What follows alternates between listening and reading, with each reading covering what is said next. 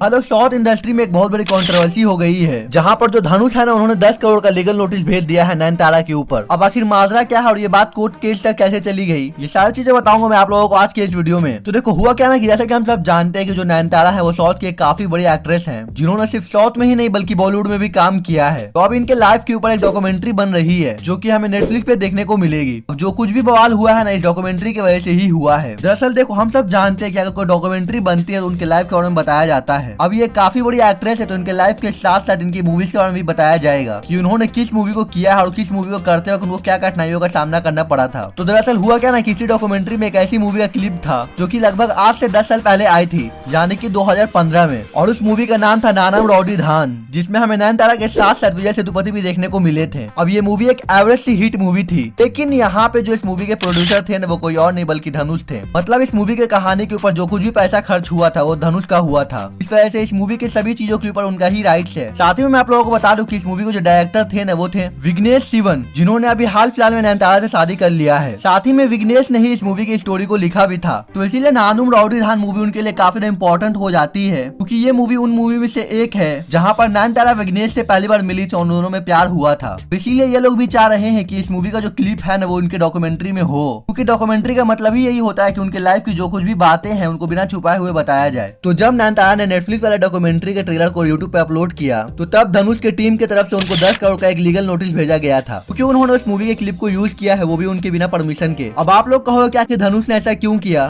भाई, एक 3 सेकंड की क्लिप की तो ही बात है, लेकिन यहाँ पे जो कुछ भी हुआ है ना, वो अभी का मैटर नहीं है बल्कि पुराना मैटर है। दरअसल जैसा कि मैंने कहा कि उस मूवी को जो डायरेक्टर थे वो विघ्नेश थे, जो कि अभी नयनतारा के हस्बैंड बन गए हैं। तो उस वक्त जब नानम रौडी धान मूवी बन रही थी, तो उस मूवी का बजट लगभग 6 करोड़ था, लेकिन किसी रीजन की वजह से वो मूवी टाइम पे नहीं बन पाई थी और उस मूवी को बनने में कई सारे डिले वगैरह भी हो रहे थे। तो जिस वजह से हुआ क्या ना कि उस मूवी का जो बजट था ना, वो काफी ज्यादा बढ़ गया। मतलब जहाँ पर 6 करोड़ का बजट था, वो 16 करोड़ का हो गया था, जो कि सीधी सी बात है कि अगर बजट बढ़ता है तो उसको प्रोड्यूसर को ही देना पड़ेगा। तो जिस वजह से धनुष को उस समय काफी सारे कठिनाइयों का सामना करना पड़ा था। हालांकि वो मूवी बन गई थी और उसको रिलीज भी किया गया था, और आप कह सकते हो कि वो मूवी एक एवरेज हिट मूवी थी, जिससे धनुष को उतना पैसा नहीं मिला जितना कि वो उम्मीद कर रहे थे। कहीं ना कहीं उस मूवी से रिलेटेड डायरेक्टर और धनुष के बीच में कुछ कंट्रोवर्सी वगैरह उस समय हुआ होगा, या फिर जो कुछ भी अंदरूनी बातें होती है वो सब, तो शायद वही सारी चीजें धनुष के दिल में अभी भी होगा कि भाई बंदे ने काफी स्ट्रगल किया था उस समय पर, और शायद से वो उनकी पहली कुछ ऐसी मूवीज में से एक है जिसके ऊपर धनुष ने अपना पैसा लगाया था। इसीलिए अब यहाँ पे जब ये लोग उस मूवी के क्लिप को यूज कर रहे हैं, तो धनुष ने उसके ऊपर ऑब्जेक्शन लगा दिया है। हालांकि ऐसा कहा जा रहा है कि ये जो मैटर है ना, वो अभी का नहीं है बल्कि 2 साल पहले से ही ऐसा चलते आ रहा है। नयनतारा के डॉक्यूमेंट्री को बनाने की बात चल रही है, तभी से ये मैटर चल रहा है और तभी से ये लोग आपस में बात कर रहे हैं उस क्लिप को यूज करने को लेके। लेकिन क्योंकि धनुष नहीं माने उसके लिए, तो नयनतारा की टीम ने क्या किया ना कि उस मूवी के क्लिप को यूज ना करके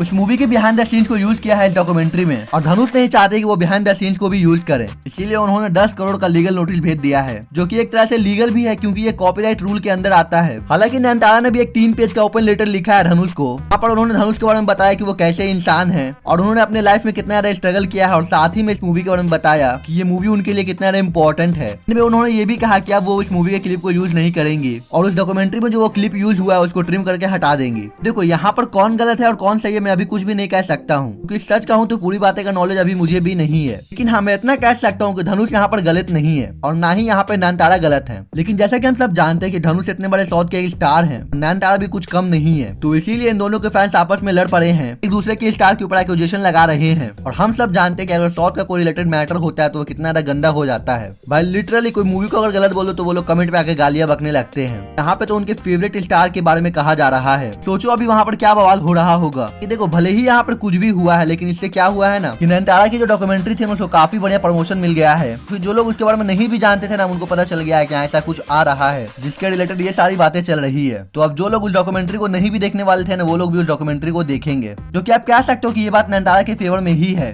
कि खराब होता है कि आपको क्या लगता है, ये चीज सही हुआ है या फिर गलत हुआ है, और आपका इस कंट्रोवर्सी के ऊपर क्या ओपिनियन है। साथ ही मैंने कंगो मूवी का रिव्यू भी किया है, तो अगर आपने वो वीडियो को नहीं देखा तो वो वीडियो स्क्रीन पर आ रहा होगा, उस पे टैप कर कुछ वीडियो को देख सकते हो। बाकी इस वीडियो में आपको कुछ भी पसंद आया हो तो वीडियो को लाइक कर देना, चैनल को सब्सक्राइब करना। मैं मिलूंगा आपसे अगले वीडियो में, तब तक के लिए जय हिंद।